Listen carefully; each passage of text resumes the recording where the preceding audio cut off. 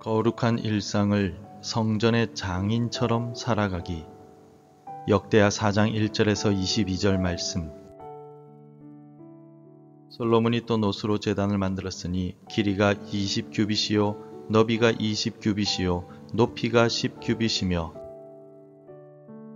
또 노스를 부어 바다를 만들었으니 지름이 10규빗이요 그 모양이 둥글며 그 높이는 5규빗이요 주위는 30규빗 길이의 줄을 두를만 하며 그 가장자리 아래에는 돌아가며 소 형상이 있는데 각 규빗에 소가 10마리씩 있어서 바다 주위에 둘렀으니 그 소는 바다를 부어 만들 때 2줄로 부어 만들었으며 그 바다를 노스의 황소 12마리가 바쳤으니 3마리는 북쪽을 향하였고 3마리는 서쪽을 향하였고 3마리는 남쪽을 향하였고 3마리는 동쪽을 향하였으며 바다를 그 위에 놓았고 소의 엉덩이는 다 안으로 향하였으며 바다의 두께는 한 손 너비만 하고 그 둘레는 잔 둘레와 같이 백합화의 모양으로 만들었으니 그 바다에는 3,000밭을 담겠으며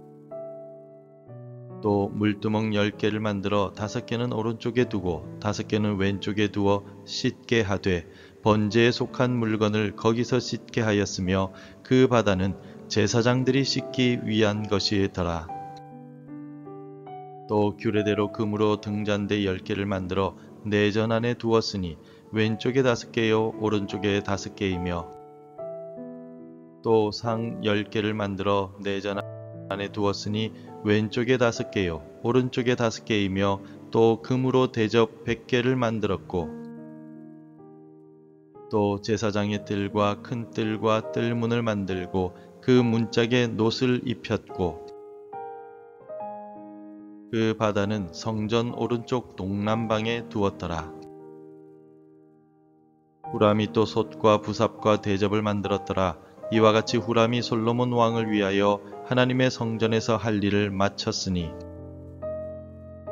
곧 기둥둘과 그 기둥 꼭대기에 공 같은 머리둘과 또 기둥 꼭대기에 공 같은 기둥머리를 가리는 그물둘과 또 그 그물들을 위하여 만든 각 그물에 2줄씩으로 기둥 위에 공 같은 2머리를 가리는 석류 400개와 또 받침과 받침 위에 물두멍과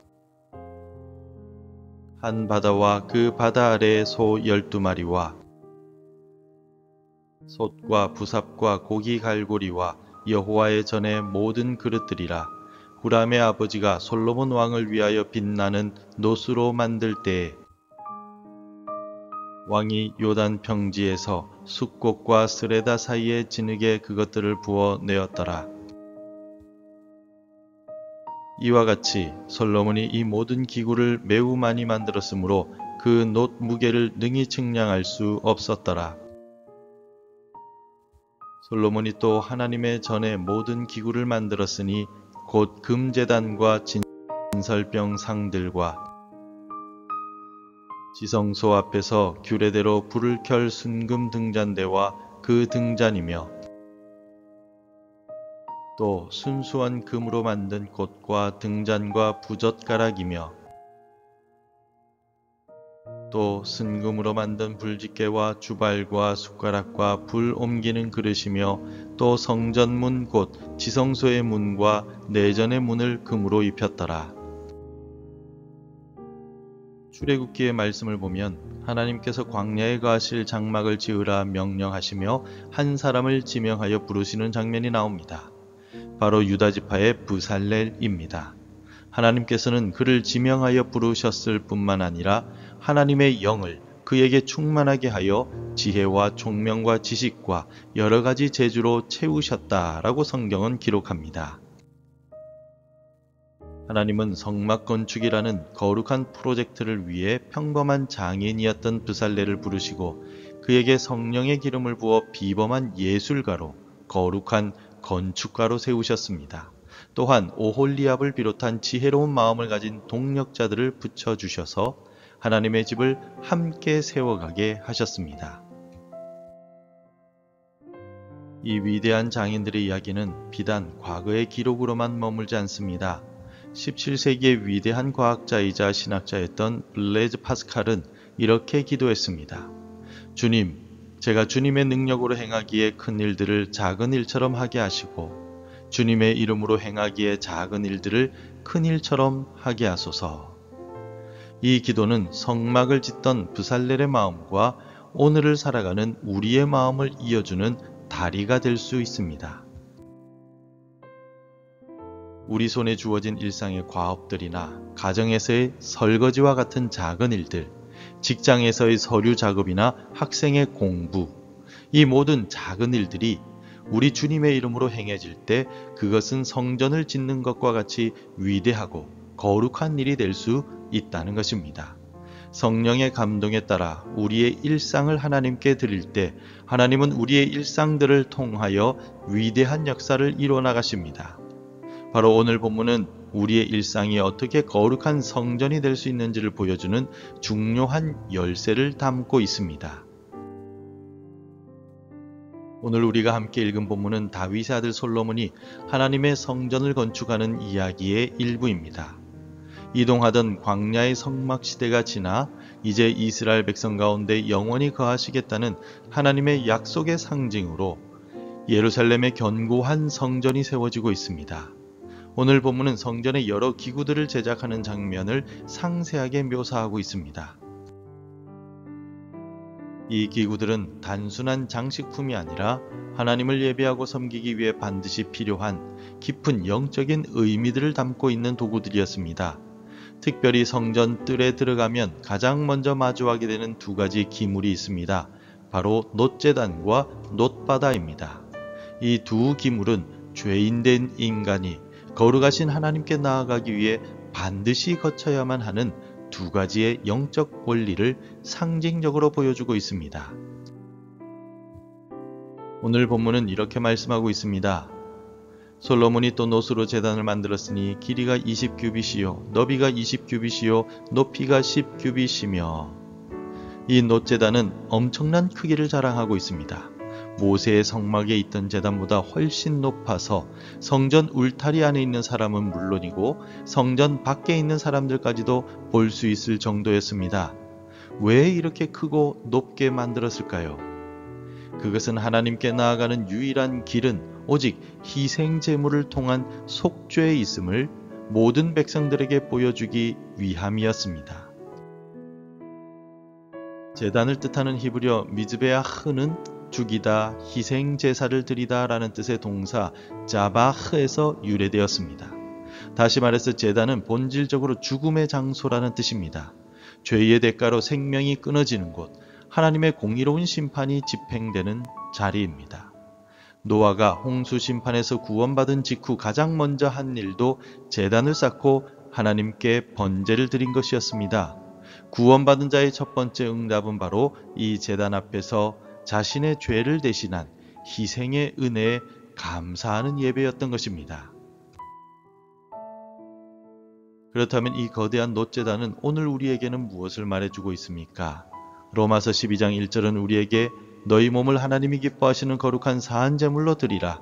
이는 너희가 드릴 영적 예배니라 라고 권면합니다. 이제 우리는 더 이상 짐승을 잡아 제단에 바치지 않습니다. 대신에 우리의 삶 자체를 하나님께 제물로 드립니다. 마치 토기장이가 흙덩이를 빚어 자신의 온 마음과 정성을 쏟아 하나의 작품을 만들어내듯이 우리의 일상, 직장에서의 시간, 가정에서의 섬김, 관계들 속에서의 노력을 하나님께 드리는 거룩한 제물로 여기며 살아가는 것.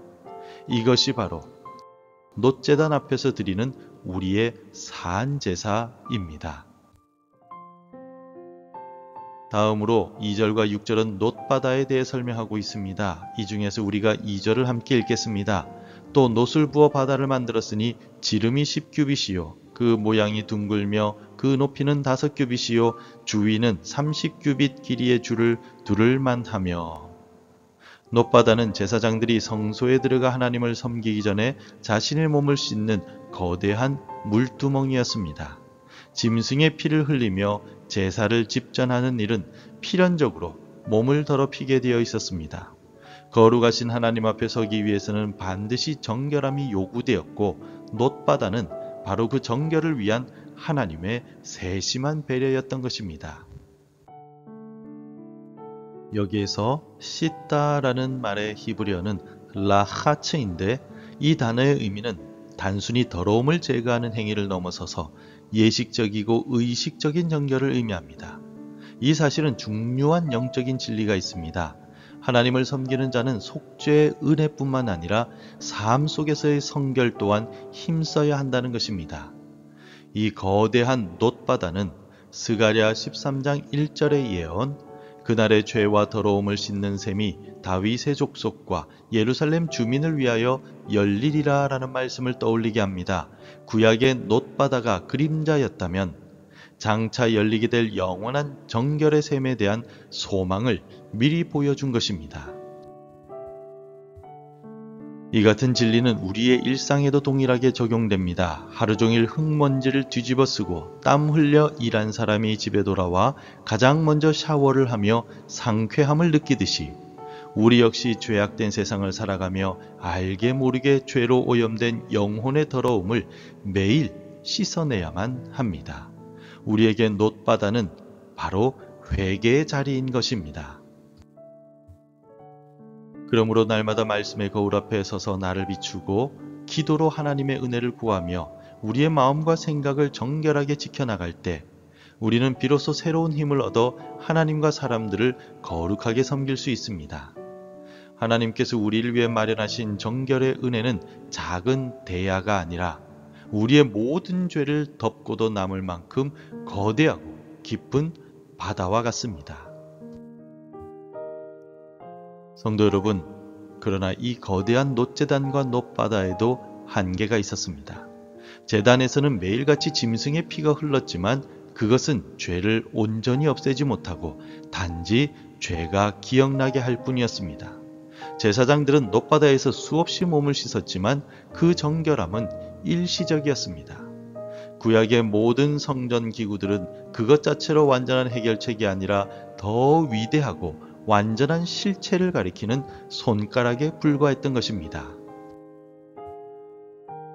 그렇다면 그 실체가 누구일까요? 바로 우리 주 예수 그리스도이십니다. 놋제단이 예표했던 완전하고 영원한 희생제사는 갈보리 십자가 위에서 예수 그리스도께서 자신의 몸을 들이심으로 단번에 완성되었습니다. 놋바다가 보여주었던 정결의 소망은 십자가에서 흘리신 예수 그리스도의 보혈로 우리의 양심까지 깨끗하게 하는 능력으로 성취가 되었습니다. 히브리서 10장 19절에서 20절은 이 놀라운 진리를 이렇게 선포하고 있습니다. 그러므로 형제들아, 우리가 예수의 피를 힘입어 성소에 들어갈 담력을 얻었나니 그 길은 우리를 위하여 휘장 가운데로 열어놓으신 새로운 살 길이요 휘장은 곧 그의 육체니라. 이제 우리는 예수 그리스도의 십자가 공로를 의지하여 담대히 하나님 아버지께 나아갈 수 있게 되었습니다. 예수님의 피가 우리의 영원한 놋바다가 되어 우리를 날마다 정결하게 하십니다. 그러므로 오늘 우리에게 주어진 삶의 실천은 바로 이것입니다. 오늘 하루 나의 직업과 일상적인 과업을 하나님께 드리는 거룩한 제물로 여기고 매 순간을 정성껏 살아가는 것입니다. 내 손이 하는 모든 일이 바로 하나님께 드리는 예배가 되게 만들어가는 것입니다. 오늘 말씀을 맺겠습니다. 더 이상 우리는 예배하기 위해 특별한 건물로 가지 않습니다. 고린도전서의 말씀처럼 이제 우리 자신이 바로 성령이 거하시는 하나님의 성전이 되었습니다. 그러므로 우리의 삶에는 언제나 놋제단이 있어야 합니다. 다시 말해 나의 공로가 아닌 오직 예수 그리스도의 십자가 희생만을 의지하는 믿음의 고백이 매 순간마다 있어야 한다는 것입니다. 또한 우리의 삶에는 놋바다가 있어야 합니다. 날마다 주님의 보혈 앞에 나아가 죄를 고백하고 용서받으며 정결한 삶을 살고자 하는 거룩한 몸부림이 있어야 한다는 것입니다. 이 놋제단과 놋바다가 우리 삶의 중심에 있을 때 우리의 평범해 보이는 일상은 하나님이 거하시는 거룩한 성전이 됩니다. 우리는 하나님의 영으로 충만하여 일상을 거룩한 작품으로 빚어가는 성전의 장인으로 살아가게 될 것입니다. 이 은혜가 오늘 새벽 주님 앞에 나온 모든 성도님들의 삶 가운데 충만하기를 주님의 이름으로 축원합니다. 기도하겠습니다. 거룩하신 하나님 아버지, 죄로 죽을 수밖에 없는 우리를 위해 십자가 제단 위에서 영원한 제물이 되어주신 예수 그리스도의 은혜에 감사드립니다. 날마다 세상 속에서 더러워지는 우리의 심령을 주님의 보혈이라는 은혜의 바다에서 씻어 주옵소서. 우리의 손과 발, 생각과 마음을 주님께 온전히 드립니다. 우리의 평범한 일상이 우리 주님을 영화롭게 하는 거룩한 사한제사가 되게 하시고 성령의 지혜로 일상을 빚어가는 성전의 장인으로 살게 하옵소서. 예수님의 이름으로 기도드립니다. 아멘. 계속해서 함께 기도해 주시기 바랍니다. 마음의 성전을 거룩하게 구별하여 살게 하소서. 날마다 주님의 보혈로 정결하게 하소서. 삶으로 하나님을 예배하게 하소서. 하나님의 말씀으로 하루를 시작하는 은혜를 주옵소서. 오늘도 말씀대로 살아가며 열매 맺는 하루가 되시기를 축복합니다.